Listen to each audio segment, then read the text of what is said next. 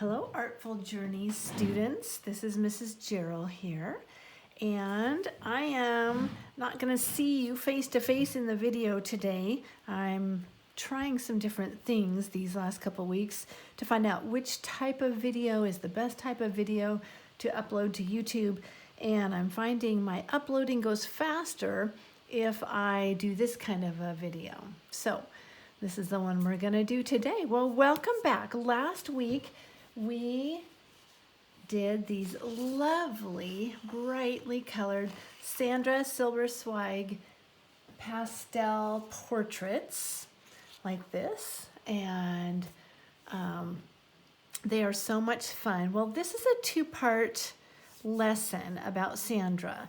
Our first part was doing these last week, and in doing this, hopefully you got to experiment with some color blending, some lines and patterns and shapes, and you've got the hang of the lines in the face, which is going to be great for today's lesson. So I'm going to set these aside. And before we go any further, I'm going to talk about today's verse, which is, "Be joyful always, pray continually, give thanks in all circumstances, for this is God's will for you in Christ Jesus," from 1 Thessalonians 5:16 through 18. And you're probably a little too young to think about this just yet, but someday you might think, what is God's will for me? How do I know God's will for my life? And there are times that we pray specifically and we need to know what God wants us to do in certain times or situations, but the Bible is great. It gives us everything we need to know to do the right thing and to pursue the right direction, which is God. And this verse is terrific. It instructs us to be joyful, to pray continually, and to give thanks in all circumstances. And if we do those things, we will be in God's perfect will for our lives. So in doing these things, God can give us further instructions about the specifics. Maybe you need to know what kind of a job you're going to go into, or what kind of career path, or all sorts of things. But if you're doing these things, you're joyful, you're praying to the Lord and giving him thanks in all circumstances, he's going to open up the way for you and help you to know which way you should go. So that's his perfect will for you. Well, I hope you're having a great day so far. Let's get into the lesson. I'm going to set this aside. You can see the sample I have here of today's lesson. This is that tooling foil that's in your packet of papers, and we're going to talk about how to do this today. So first of all, you're going to need a pencil, and you're going to need these pieces of foil, the skinny one that I sent in your packet, as well as this one. And you'll see mine's a little bent. It's not perfectly flat. You're also going to need a piece of black paper. This paper measures 8.5 by 11, and it's the cardstock. Of the two kinds of black paper I put in your packet, this is the darker one, and it's a little smaller than the other one. And what we're going to do at the end is put our finished product onto the paper to give it a little bit of a background, and that way you can handle it or pin it up somewhere, put it on your bulletin board, and you've got this paper kind of holding it together. So I'm going to set this aside for now. And I'm going to set this aside, and we're going to get started using this piece of foil. Now this is called tooling foil. It comes in silver, also a copper color, and kind of a goldish color if I am not mistaken. I purchased this. This is not from the grocery store. It's not regular foil for wrapping up leftovers. You can tell it's thick like an aluminum can, like a can of soda pop. And that's really what it is. If you bend it, it will bend and leave a mark. So you want to try not to bend it, because then you'll have a crease in your foil. And once you crease it, it doesn't really come out. So also be very careful of these edges and the corners. They're very, very sharp and pokey. And if you have to cut something off, for instance, here you can see I've got a little edge right here, right here. See, there's that little piece sticking off right there. If I want to get that off, I can pull it, but it might, yeah, that one came off. But if you've got a real pokey edge, you can trim the edges with scissors. However, keep in mind, do not use your mom's good sewing scissors. Use the junkiest, oldest, worst pair of scissors that you have, because cutting this metal will make your scissors very dull. I have only one pair of scissors that I use when I cut this, and it stays in the box with this, so I don't use those scissors for anything else, because cutting on the metal makes the blades really bad. Your dad or mom might have a pair of tin snips or something that is a little better for this, but if not, check with them first before you use a pair of scissors, okay? Just make sure your mom or dad knows what you're doing, and just be real careful that you don't cut yourself on the edges, okay? So what we're gonna do today, you're gonna need this guy. This is your test piece. You can test drawing on this, you can test the colors on it, and that's what this one's for. This piece here is the final one. You're also gonna need a pencil, and you need your pencil to not be very sharp at the end. You can see here I've used my pencil a little bit. It's not the sharpest one. That's what I want. If you do have a sharp pencil, here's our sample from last week when we were drawing the lines. But if you have a sharp pencil, just wear it down a little bit. Do some drawings and scribblings and really get that worn down so that it's not very sharp on the end, okay? That's really what we want for today. Normally we want a sharp pencil, but not today.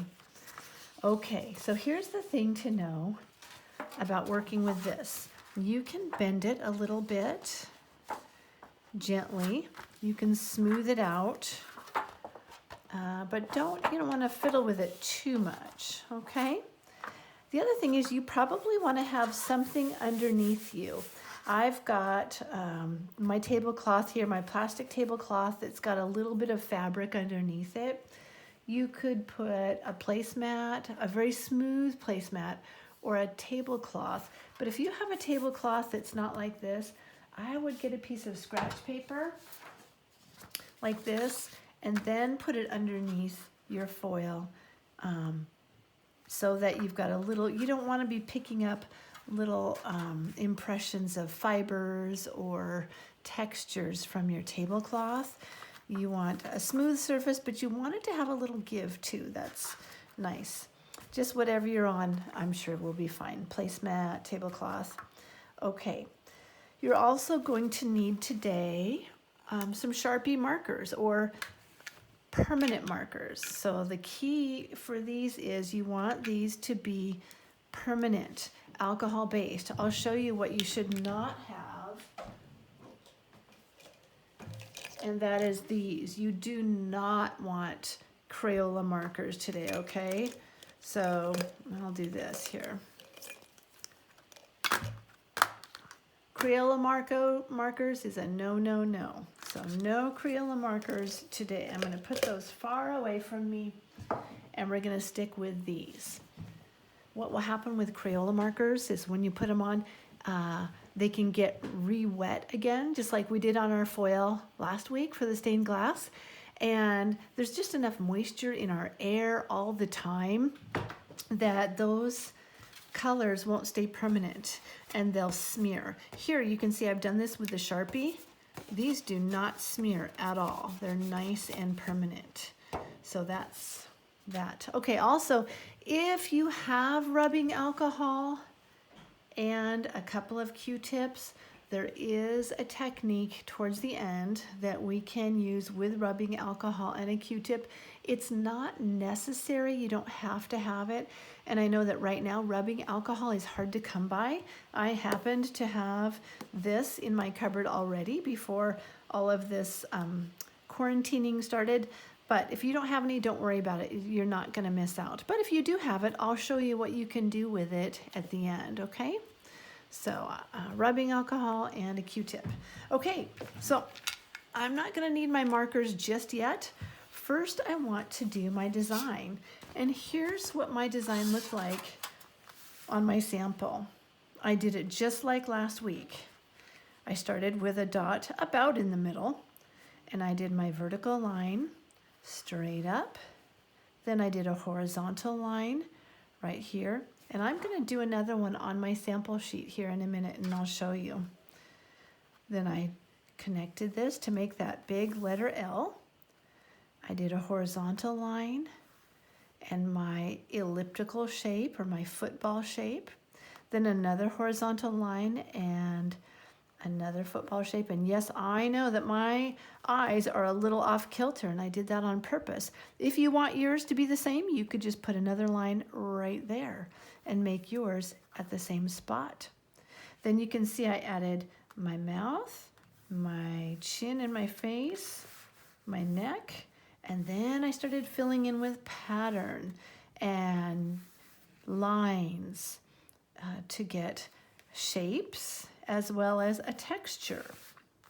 All right, so now this is lovely, and the way I did it, it's like I'm drawing with my pencil right on it. I'm pressing hard enough to make an imprint, but not hard enough to press all the way through. So let's do a quick practice on our practice piece. So let's take this, and I'm just gonna practice drawing some shapes. So maybe just press your pencil, try a horizontal line, and see how that feels. Try a vertical line. Try a circle. Now, if you wanted to, you could cut this off and save this part and use it as a bookmark. You could design a nice bookmark for yourself and then glue it or tape it onto some paper like we're gonna do at the end here. And then you could just have a little piece here at the end for your sample, for coloring, or so you can kind of get the feel of how this feels. Okay, it's a neat feeling. And then you'll notice that on one side where I drew on it, the pencil doesn't show on the foil. It doesn't leave a mark. It's the same color even if it did. But the key difference here is on this side, let's say I did the letter B. There's my letter B, but when I turn it over, my B is backwards, isn't it? And so that's something to keep in mind. We do want to color on this side. You can color on either side, but I'll tell you that it is a little easier to color on the back side because where we pressed down, where I pressed here, it pops up on this side, which means I've got some areas to color and it's easier for my pen to stay down in, and then where I pressed stays popped up and it shows up a little better. And I'll show you that in a minute. Okay, so this is our test piece. You can use the whole piece for testing if you want, or just like I said, just a portion, and then check with your mom or dad first and cut off this part. And very carefully handling your sharp corners, then you could design this part and get a piece of paper like this from somewhere else. You could use regular white paper, or if you have some other construction paper at home, and you could lay this on like that, leaving a border. You would want to leave a little bit of a border like this, then cut right about here, and then leave a border on this end. Use some masking tape rolled up into a circle like we do in our class when we're matting our artwork, and just put a couple of those underneath, and that would make a neat bookmark. But don't use it plain. Make sure you put it on the paper here so that your sharp edges are not on the outside. Okay? Now, back to our project for the day. So here's what I did. This was my work. I could have colored on this side, but I chose to color on this side. The great thing is, if you color it and you decide you don't love the coloring, you can still use it the way it is on this side, and you could tape it just like that, and that would be your finished product. or color it like this, and that's your finished product. All right, enough sampling. Now I want to work on my real piece here. So for getting started, I'm just being careful. I'm just going to work right on my tablecloth here. Okay, so I've got my pencil here. I've practiced a little bit on my spare piece. And I'm going to do the same thing we did before. I'm going to look for a spot about in the middle. It doesn't have to be perfect middle, somewhere in here. And I'm just going to put a little dot. That's where I'm going to make a line straight up to the top of my paper. Okay, you can see what that looks like. Not a lot yet, but as we get going, it will. Now I'm going to make a horizontal line over this direction. And I'm pressing kind of medium. I'm not pressing real light, and I'm not pressing my very hardest either, because I don't want to poke a hole through this, but I do want a good strength, a good medium strength. Now, if I do this and I think, you know, that's not really very deep, I can go back over this. But here's the thing, if your pencil starts to go in a different direction, you don't get any do-overs. Once it's that way, if you make a mistake, it's permanent. So think about that before you do all these marks. That's why it's great that we practiced last week with the pastels. And so you've kind of got a feeling for how to do this face. Okay, there's that. Now I'm going to draw a line here. That's going to be the middle of my eye. I'm going to do a rainbow shape or an upside down U. Or now it looks kind of like an umbrella too. Bottom of my football here. There's that. And I'm going to do another horizontal line over here. Like that. I'm going to do that football shape here. And the bottom part there, just like that. Okay, it's coming along. Next part is the iris and the pupils. So we talked about that upside down U. You could even do something like that. And then, not an upside down U, I'm sorry, an upside down rainbow. And I'm going to do that.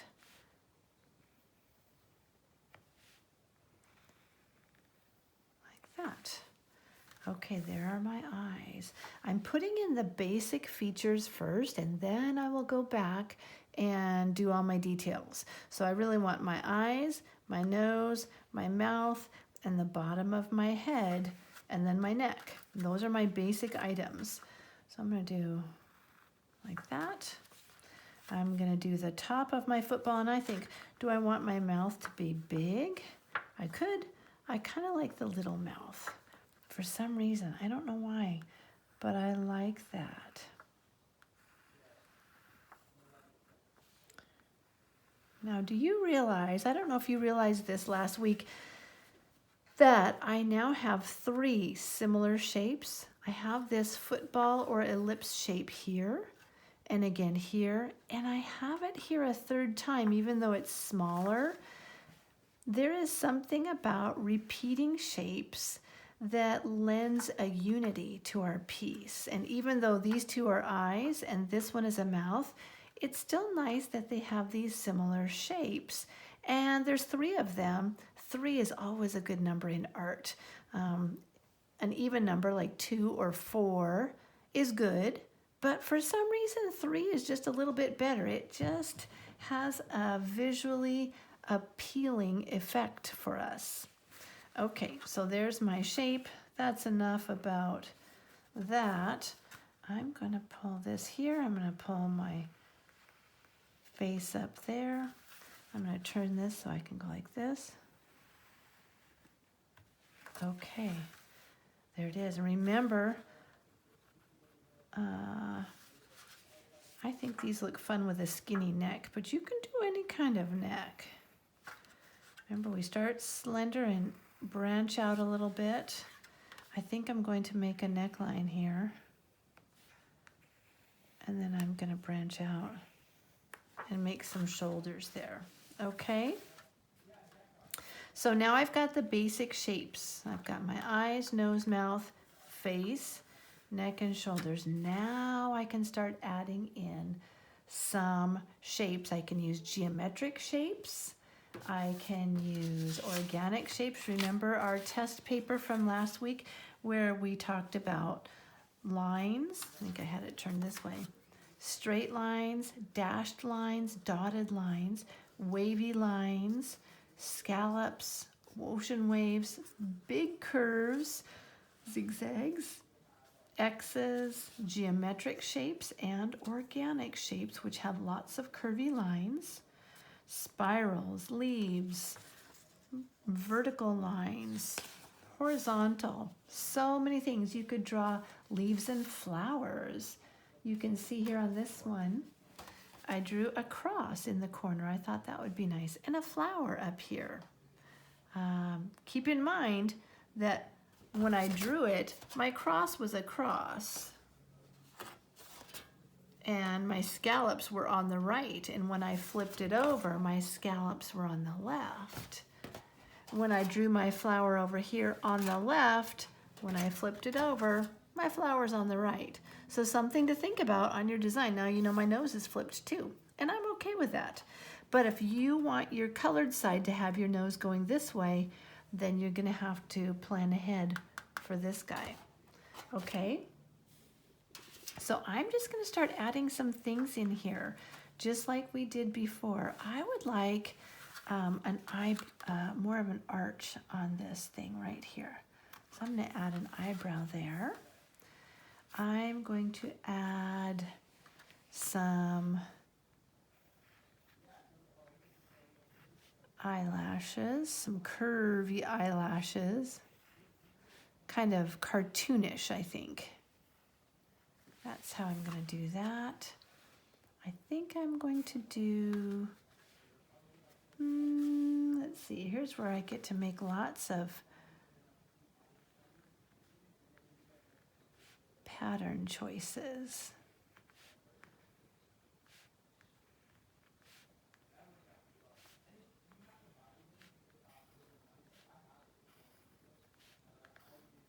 Okay, there's that. And what do I want to do on this side here? I want to do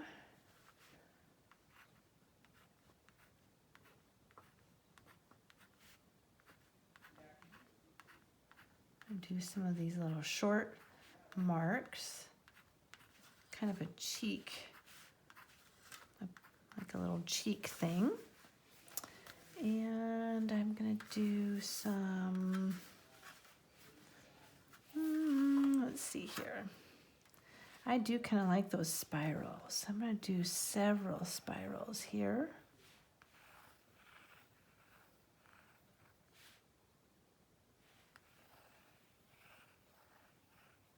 Like that. Maybe another one here. That's 3 though. I'm gonna leave that there as a 3. Okay, what else do I have down here? I'm gonna add a dashed line all the way around the bottom.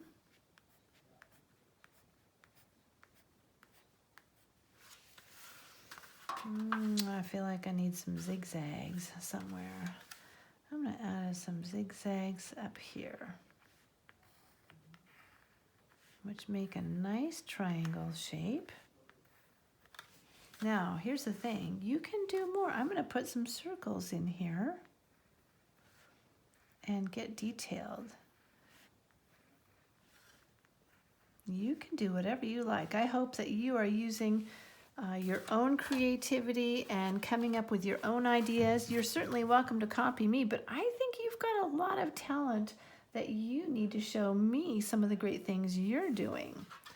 All right, what am I going to do here? I'm going to add, I tend to like these chunky little eyelashes at the bottom. I think they give a nice shape. And then for these ones over here, I'm gonna do what shall I do? I want to put some dots in between these. Okay, and then I'm going to do some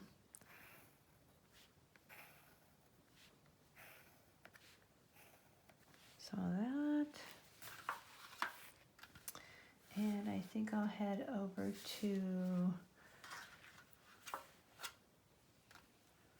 I think I'm going to add some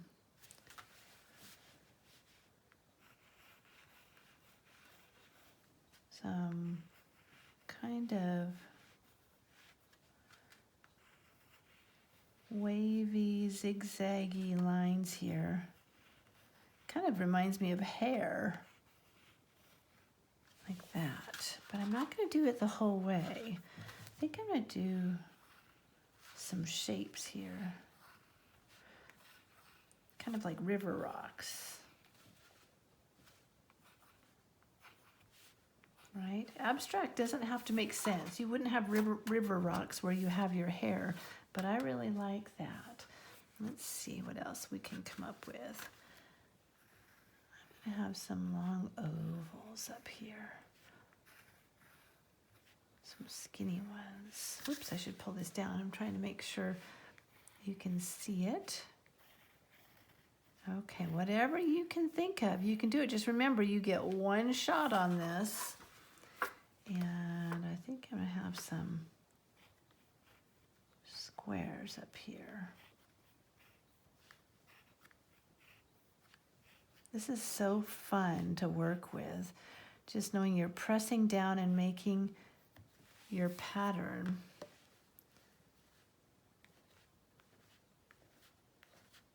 Just like that. Every time you do something. Just so fun. Okay, what am I going to do next here? I think I'm going to do something like this. Kind of a big circle, a little bit smaller.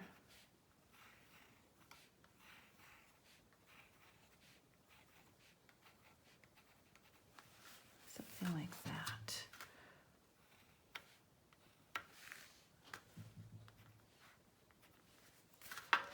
There's that.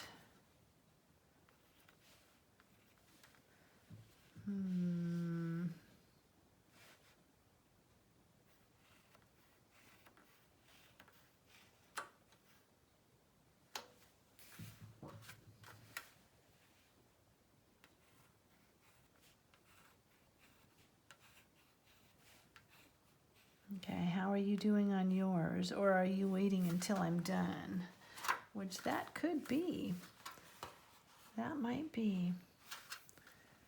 I'm going to try something else over here. Let's see.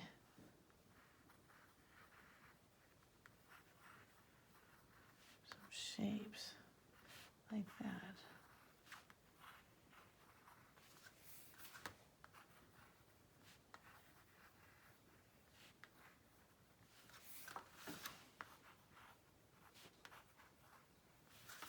Just like that. Okay, how am I looking? This is what it actually looks like, right? Because I have pressed down. I think I still need to do my little bit here. Okay, I'm going to do this.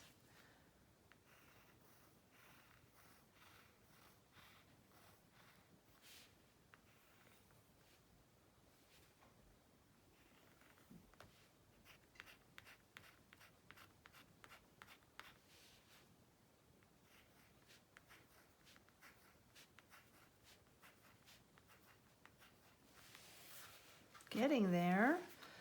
All right, let's try something like this. Okay, I think I'm going to call that done for now. We'll see how my coloring goes on the other side. Now, again, if you like it the way it is, you can just add some rolls of tape on the back and tape it right on to your black paper as it is. You could tape it on like that. If you like it this way, you could tape it on like that. It's your choice.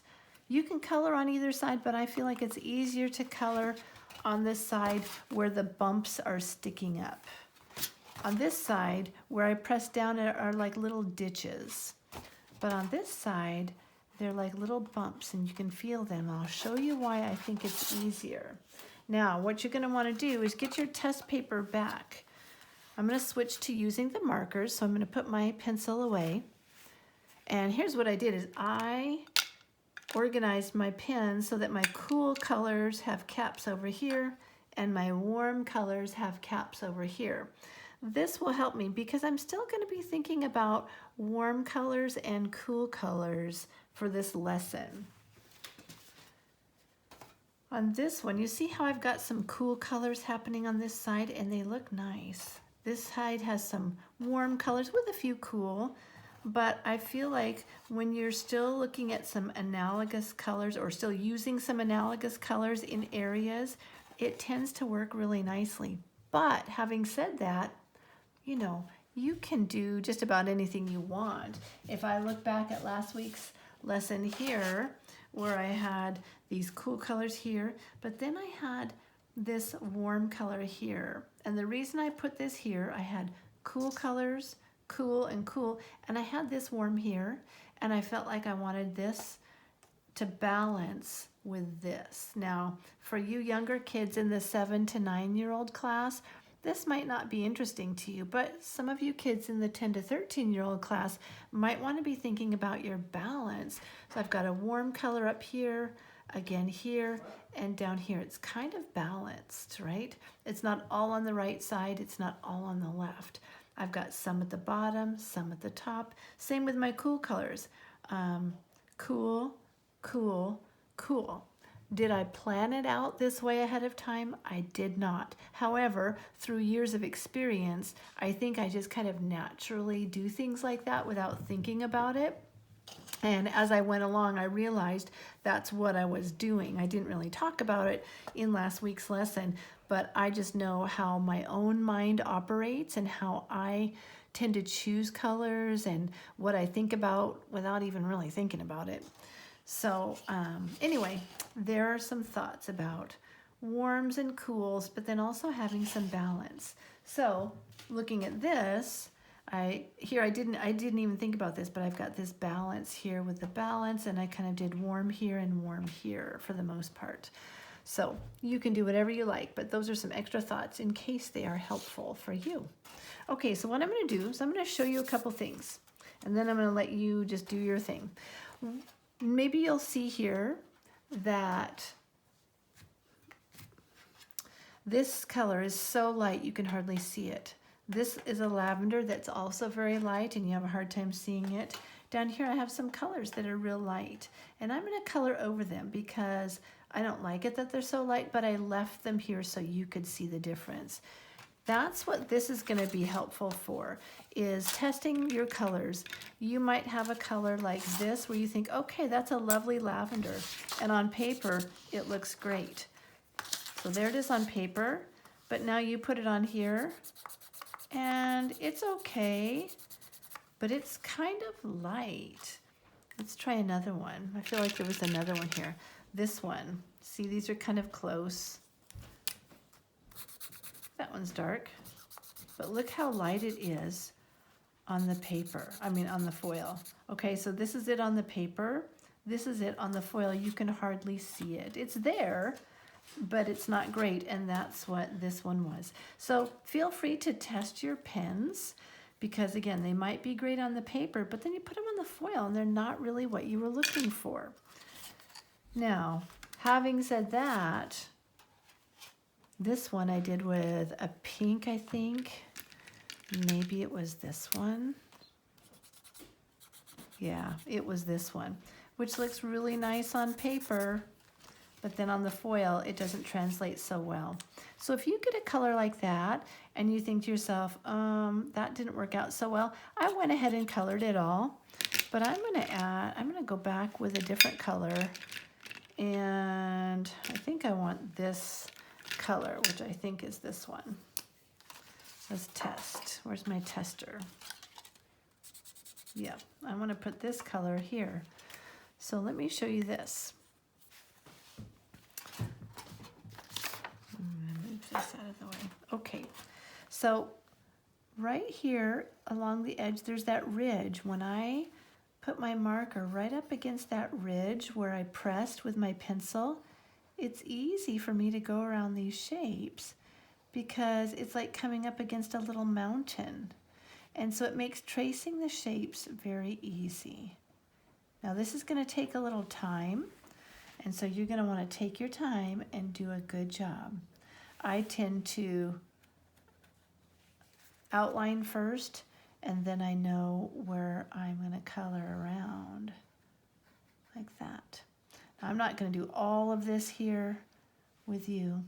Now your pen will go over the little mountain if you're not careful, and then it'll go into the other section.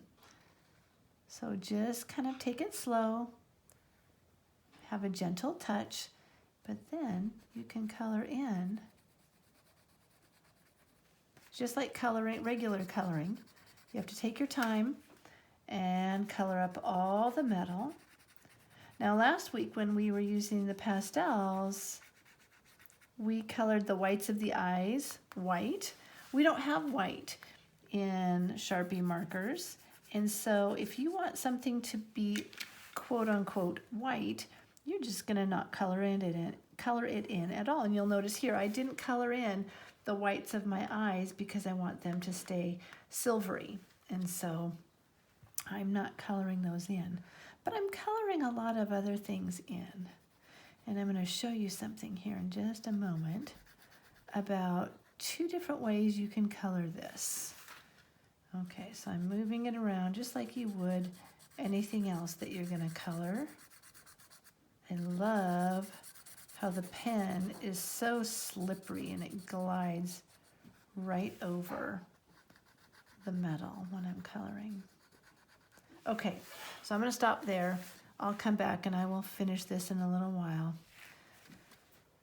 But I want to show you something. Now here, you might notice, for instance, I had my eyelashes here and I just colored right over them with, I think this was the yellow. Yeah, so I colored right over my eyelashes. Same with my spiral here, I just colored right over it. But you can see that I didn't color over my entire mouth. What I did here is the same thing I did here. I went around and I outlined and I nudged right up to this little ridge where I pressed with my pencil. And I left that part the silver color so that these pressed out edges show up a little more. But you can color it this way if you want to. I wanted to show you both ways so you can decide what you would like to do. Here I colored around my eyelashes. It took a little time, but the look of it is very nice. Same with my ridges here. I have these little wiggly ridges, and I colored around them and did my coloring that way. Same with my little dots here. So this side, you can see where I colored over these ridges and also the ridges here. These little tiny, tiny dots around here, dashes, but I didn't color over the lines of my cross. So I colored inside here and then on the outside right up to it, but I left that bit uncolored so that the silver would show through. Now same here, I'm going to color over some of this, like this light color. I think that gets lost here, so I'm going to give it a more vibrant look like I'm doing here. One thing I wanted to show you with the alcohol is a little bit of blending. There's a couple ways you can blend, and actually I'm going to show you on my sample here. If you want to blend a couple of colors, let's say you've got a yellow and this. Just like regular markers, if I blend, put this blue down, and then I put my yellow into it, I'm going to get blue on my yellow marker. If I start going this way, I'm going to get blue on my marker, which is going to make green, which will look really nice here, but then I'm still going to have it on my marker, and when I color on paper, it might take a long, long time for that blue to get out of here, and I'll still always have a green marker. But what you can do is do your lightest color first, like that. Then take your dark color and come into the light color. Then, now the light color a minute ago dried, but now when I put that darker color over it, I've got this blue color, and now I'm back to being mostly turquoise. There's a little bit of yellow in there, but as I use that pen, I'm back to being a blue pen. Okay, so that's a way you can do that, but I wouldn't do that with this one because I'll end up with a green pen here, so I don't want to do that. Here's something else you could do, and this is where the alcohol comes in. If I've got a yellow marker here, permanent markers have alcohol in them. That's why when I came with the blue in here, the alcohol from this one was re-wetting the ink in here and using it again. But you know that Sharpie and permanent markers dry pretty quick on something like this. I mean, that's dry. It's a little bit, but I have moisture on my hands too. But if my fingers are dry, that's going to dry fairly quick. But here's what you can do. I'm going to do a little bit right there. And I'm going to take my bottle of rubbing alcohol and just a little dab of alcohol on my Q-tip. Okay, just a little dab like that. Now, put the lid back on your alcohol and set it aside. This will dry in a few minutes, but right now it's a little bit moist. And I can take this blue and I can rub it in there. Oh, maybe I didn't get a lot. Maybe I need a little more.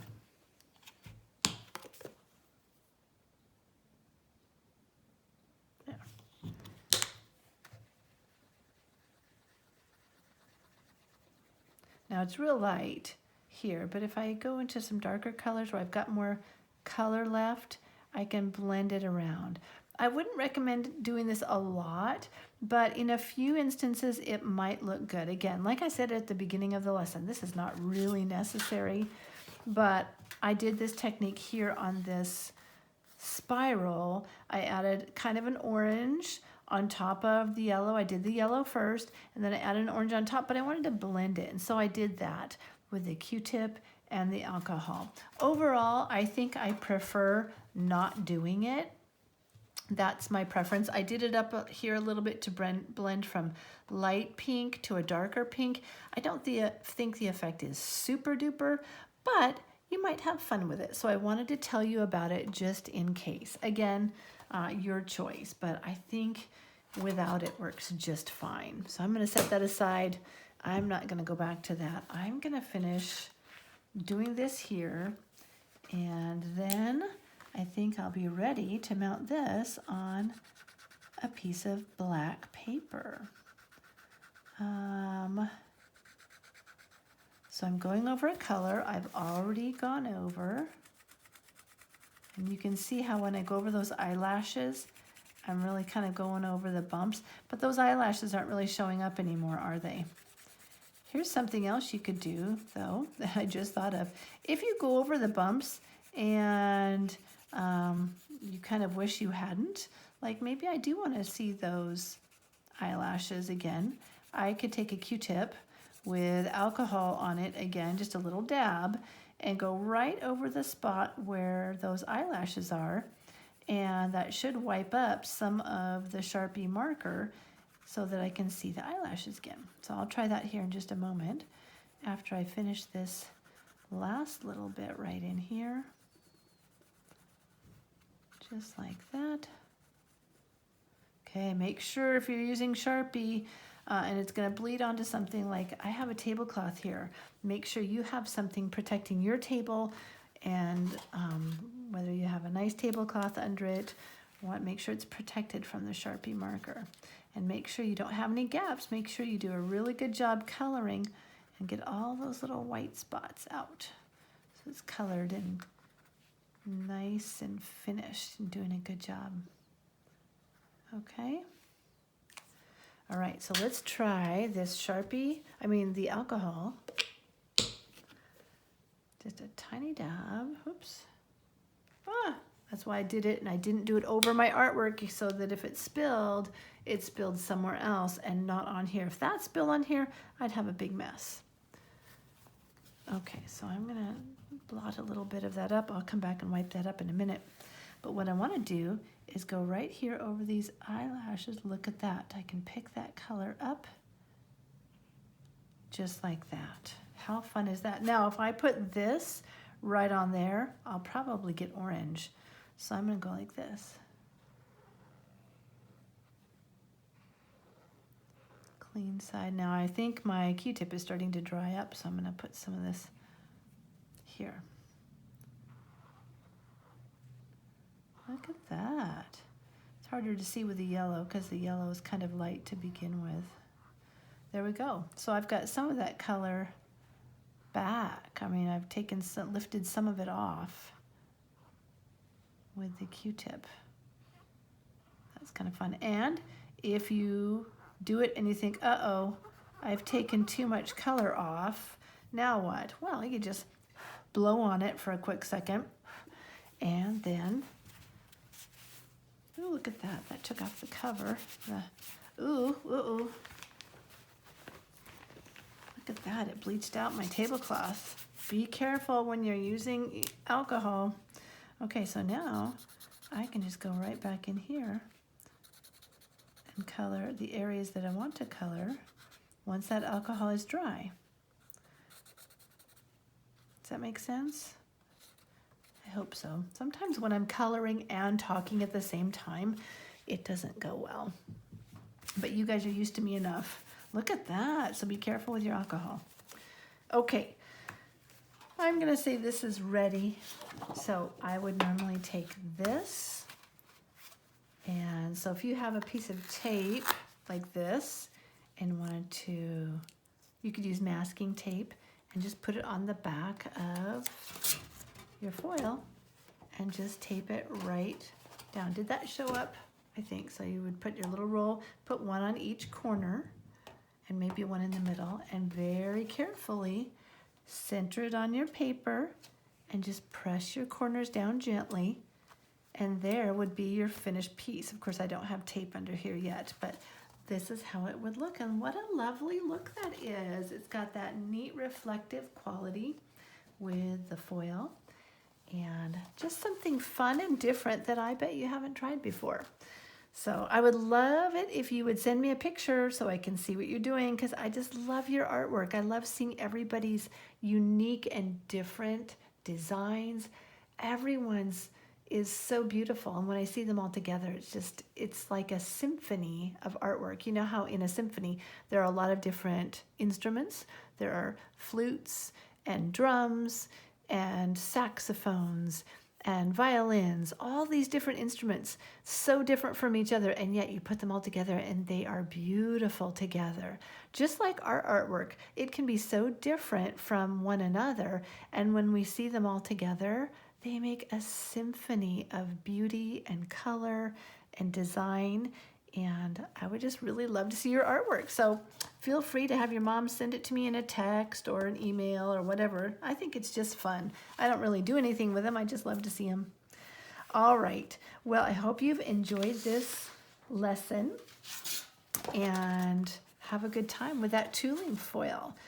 Just a reminder, next year in More Artful Journeys, we will be doing projects with all new artists, all new art, I guess, projects. So nothing will be repeated from this year. We might use some of the same techniques, but we'll have different projects, different artwork, and different artists that we're studying. So I hope you'll join me next year for More Artful Journeys. Okay, take care, friends. Have a great week. Talk to you later. Bye-bye.